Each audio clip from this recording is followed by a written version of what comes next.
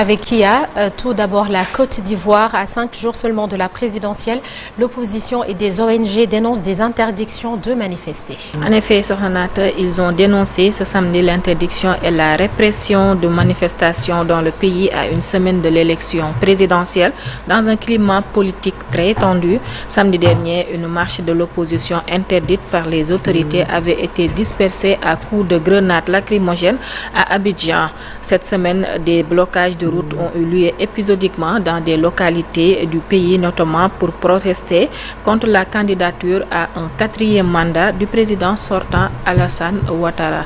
Direction maintenant au Cameroun où un rare incident à la commission de recensement général des votes s'est déroulé, où les travaux ont commencé. En effet, vendredi 17 octobre, le représentant du candidat Issa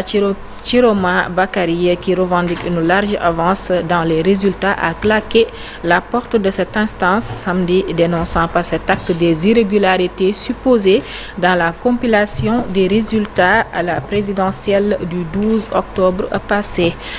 Direction maintenant la France où un braquage spectaculaire s'est déroulé ce dimanche 19 octobre au matin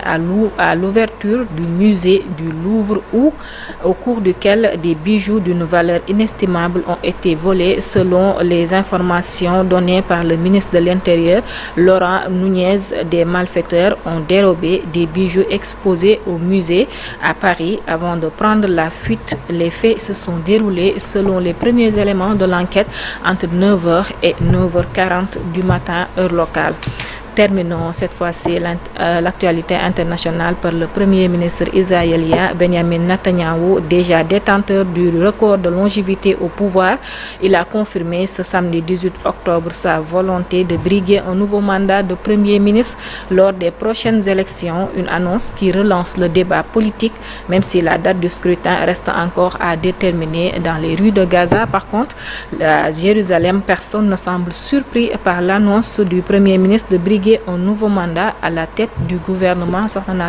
C'était tout pour l'actualité internationale de ce matin. On te retrouve dans une vingtaine de minutes pour la version Wolof de l'actualité internationale. Merci beaucoup. Qui a mis en accusation de Macky Sall? Quel risque pour l'ancien président de la République? C'est le sujet de la chronique de ce lundi et nous serons avec Aboubakry Kébé, docteur en droit public.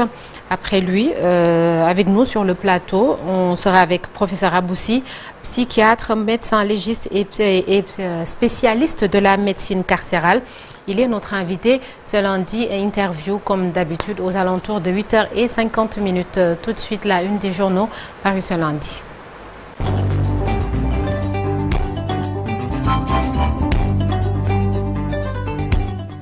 ñu yëglekaay li ñu xëyee ci altine bi ak Cheikh Diop. Cheikh, ñu tàmbali ak l'observateur. aywa Sonaata ñu door ak l'observateur moom itam dikkaat na ci lettre bi nga xam ne nag moom la ñu adressé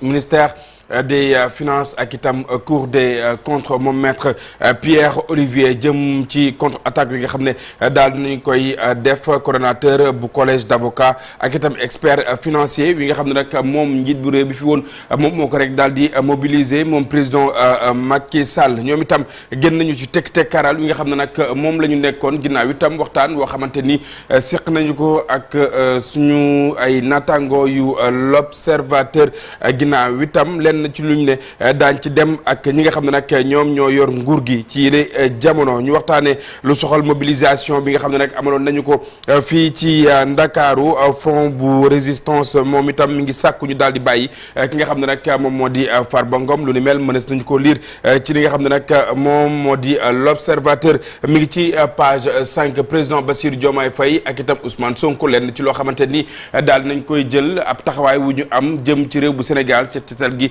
ci yenn ci ay ruq-ruqaat yi maanaam déguerpissement wi nga xam ne boobaak léegi ñu ngi koy amal ak jëwriñ ji nga xam ne nag moom lañ dénk wàllug biir réew mi mu mel ni nag lu bëri ci ñoo xamante ni nag ñu ngi contre attaqué lu ni mel ndax yet bokk na ci ay syndicaliste yoo xamante ni nag ñu ngi contesté lu soxal wàllu woowee mu mel ni réseau criminel bi nga xam ne itam ñu ngi koy wax ñoom ñooñee nag jàppal ne géntug Cheikh Touré gi la ñu daal di mujj coppi leneen lu wuteeg géntu googee yaakaar gu tas woo xam xamante ni moom la ndaw li lee daal di am ginnaaw bañ ko ne dañ koy yóbbu mu def test foofee ca réew bu ñu naan Maroc ci loolee la ñu ko faatee ci Ghana gis ngeen itam ay waajuram boobaak léegi ñu ngi addu ci réseaux sociaux yi ñoom nag ñu ngi sëngéem ñeneen ñu sëngéem bokk na ci askanu Sénégal ginnaaw génn àddina ki nga xam ne nag moom moo di Abdoul Aziz Mbaye maam Fama mu mel ni nag daal na génn àddina ni ki démb wuju na borom bi subhaanahu wa taala page 7 bu l'Observateur moo ci dikkaat ba tey équipe nationale bu Sénégal la charnière des Lions sous surveillance lu ni mel ba tey mënees nañu ko lire ci li nga xam ne nag moom moo di l'Observateur ginnaaw l'Observateur beneen yéenekaay yaakaar gu tas géntu gu mujj te sotti Cheikh Touré moom itam daal nañ koy faat ginnaaw itam la mu bëggoon lépp mujj ko am ñenn ci jëfkatu ñaawteef yoo xamante ni daal nañuy sàkku ay koppar ci ki nga xam ne moom moo di waajuram bu jigéen lu ni mel toll ci 650 000 yoo xamante ni jot nañu ko rek daal di ay yónnee ñi nga xam ne nag ñoom ñoo tegoon loxo ki nga xam ne nag moom moo di Cheikh Touré ki nga xam ne itam moom moo di waajuram daal nay addu ci mbir mu ni mel photo yi nga xam ne itam daal nañ ko koy envoyé ginnaaw lu tar lu métti li nga xam ne doomam ji daal dina koy dund ca réew bu Ghana. ñu jàll ci le quotidien ci la xëy moom itam mi ngi ñuy wax rek ne Cheikh Touré gardien de but la woon mi ngi amoon ci lu toll ci fukki at ak juróom-ñaar mu mel ni itam bépp mbébét boo xamante ni nag amoon na ko ñu ko kidnappé woon daal nañ koy tas mu mel ni itam yeneen i ndaw yoo xamante ni ñu ngi ci seen i ay loxo di dund yeneen i jafe-jafe tax na itam gouvernement bu Sénégal daal dinay sóob loxoom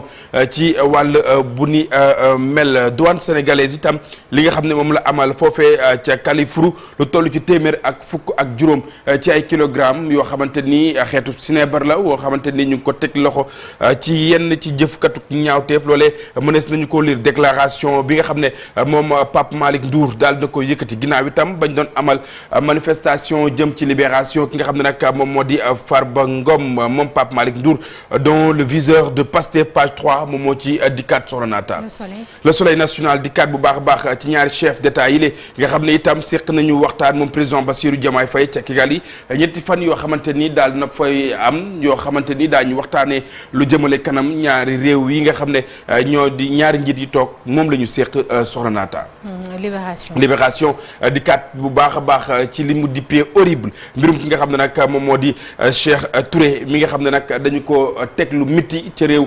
bu ñu naan Ghana la mu fa dund lépp itam mu mel ni libération daal na ci dikkaat yenn ci photo yi nga xam ne moom lañ jot a envoyé ak njabootam 650 000 francs yi nga xam ne itam moom lañ jox ñi nga xam ne nag ñoom ñoo di malfaiteurs yi loolu lépp libération daal na ci tënk lu toll ci ñeent ci ay poñ ñu waxtaanee ki nga xam ne itam daal nay ñàkk liram bu tooy xepp foofee ci hôpital régional bu Njaareem lu soxal itam wàllu négligence bokk na ci loo xamante ni nag ñu ngi koy waxtaanee Astou Ndiaye itam moom amaat beneen naqar woo xamante ni nag moom la rek daal di dund waaye jàppal ne directeur bu hôpital bi daal dinay wax ci beneen yéenekaay daañ ci dikkaat bu baax a baax vol en série de moto mu mel nag ca Yoof la xewee lu toll ci juróom benn doomu aadama yoo xamante ni nag moom la ñu tegee loxo ci gang bi nga xam ne nag ñoom ñooy woy lu ni mel way takk der yi ñoom ñoo leen daal di jàpp soxna Naata page 4 bu libération moom moo ci dikkaat procédure de mise en garde ak en accusation bu ki nga xam ne moom moo di Macky Sall moom Alioune Tine njiit bu Afrikajom Center ma ngay artu ak araftu gouvernement bi fii moom président Bassirou Diomaye Faye ak i ñooñam loolee la yéen kaay wi daal di xëy fësal moom itam daal di koy tënk ci lu toll ci ñett ci ay ponk soxna Naata Walf Quotidien ak clash bi nga xam ne am na ci diggante APR ak itam Pastef mu mel itam saison de clash la ko rek daal di dippee ndax Amadou Ba bu Pastef ak itam Ayib Daffé ñoom itam ñu ngi waxtaanee wàllug lenn ci lu ñuy joxoñ baalaam tuuma ki nga xam ne nag moom moo di Pape Malick Ndour ci appel wi nga xam ne moom la rek daal di amal jëmale ci gouvernement bi fii soxna Naata. Les Échos. l'ONAS encore freiné dans un marché lu ni mel mi ngi ci li nga xam ne nag moom moo di yéenekaay wi demande bu poursuivre un marché woo xamante ni toll na ci 230 millions de francs CFA loolee nag da jàppal ne dañu ko rek daal di mujj dàq mobilisation wi nga xam ne itam moom la ñu fi doon amal fii ci Ndakaaru doon sàkku libération ki nga xam ne moom moo di Farba Ngom ginnaaw ba ñu ne yaramam dafa sutante ba mënta des ci kaso bi bëri na ci ay kaddu yoo xamante ni jibee na foofee discours de feu la rek daal di dippee lu ni mel Pape Malick Ndour itam foofee la rek daal di yëkkatee yëkkatee kaddu woo xamante ni jëmale na ko ci gouvernement bi fii kaddu yi ni mel ak coow li nga xam ne daal nañ koy jur mi ngi ci yéen kaay boobee mënees nañu koo liir.